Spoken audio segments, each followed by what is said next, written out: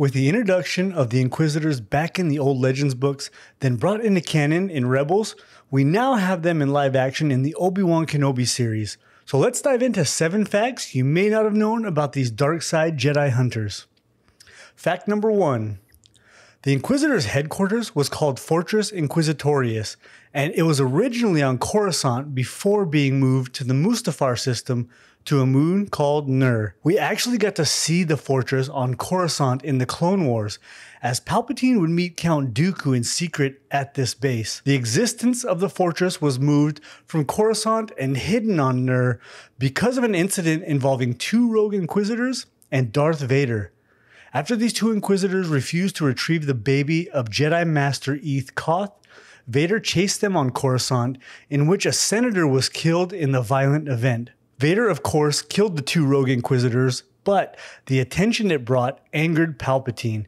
In order to maintain a public perception of peace and security, the Emperor relocated their base, now an underwater fortress, on Nur. Fact number 2. Before Order 66, Palpatine knew some of the Jedi would escape his grand plan, so he began to lay plans for the inevitable Great Jedi Purge. He hired the bounty hunter Cad Bane to kidnap Force-sensitive children who would become Jedi younglings in the near future. These children were to become candidates for the future Inquisitor program. We saw this in Season 2 of the Clone Wars, where Cad Bane broke into the Jedi archives and stole a holocron that had locations of Force-sensitive children. He then captured and tortured and killed Jedi Master Bala Ropal, trying to get him to open the holocron. He then takes Ahsoka prisoner, forcing Anakin to open the holocron, or else he would kill Ahsoka. The bounty hunter then escapes and steals a Force-sensitive Rodian baby. Anakin and Ahsoka rescue the little Rodian on Mustafar, where Palpatine had a secret lab for these children. Mace Windu and Obi-Wan retrieved the holocron after capturing Cad Bane, thwarting his efforts. Fact number 3. The Grand Inquisitor is a former Jedi Temple guard who left the Order after the trial of Barriss Offee. He was inspired by her speech on how the Order had lost its way and that they had become warmongers, acting as military to the Republic rather than its peacekeepers. He saw how the Order treated both Barriss and Ahsoka during the trial, which furthered his disillusionment and made him more susceptible to the dark side. The Grand Inquisitor actually fought Darth Vader inside the Temple Archives room the very first time they met. Vader, of course, easily defeats him. Neither knew who the other one was. And just before Vader kills him, Palpatine enters to reveal that he was the one that orchestrated the meeting between the two. This event is the establishment of the hierarchy. The Grand Inquisitor is to be the first among the Inquisitors, but the Inquisitorius belong to the Sith. They are to answer to Vader, and Vader will instruct and train the Inquisitors as he sees fit. Fact number 4.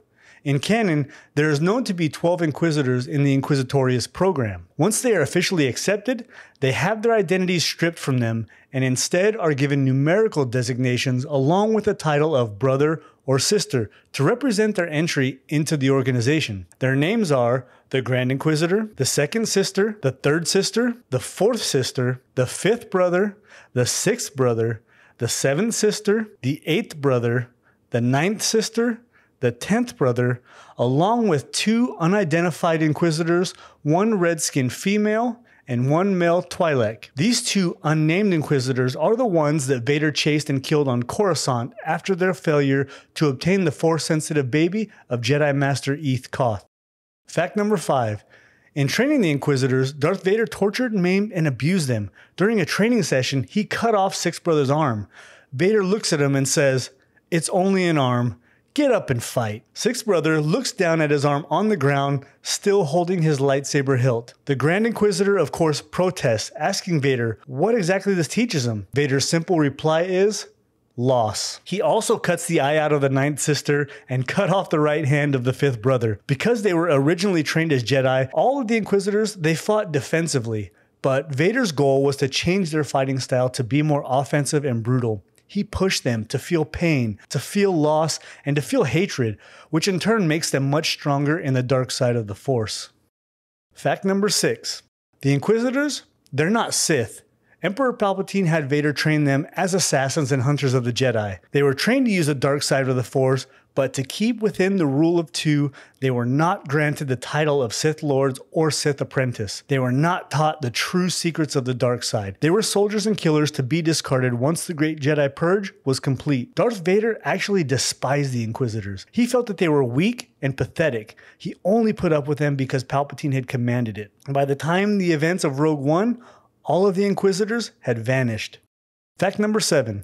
The design of their spinning lightsabers, or more importantly, their over-reliance on the features of their lightsaber, was the biggest weakness in the Inquisitors' fighting style. The basic design is similar to a regular double-bladed lightsaber, similar to Darth Maul's. The biggest issue arises when their half-moon guard flips into a full circle, and then the blade emitter begins to rotate, making their lightsaber spin. The Inquisitor has to hold it out away from his body, creating an obvious weakness that any Jedi would notice. You see it in the fight between the Grand Inquisitor and Vader, that the spinning lightsaber is easily defeated by Vader sticking his saber in the middle of the circular hilt. It happens again to the Grand Inquisitor in Rebels by Kanan Jarrus. The Inquisitors rely way too much on this feature, and it ends up being a major factor in several defeats in battle. Now, my personal favorite Inquisitor is the second sister, who was a former Padawan named Trilla.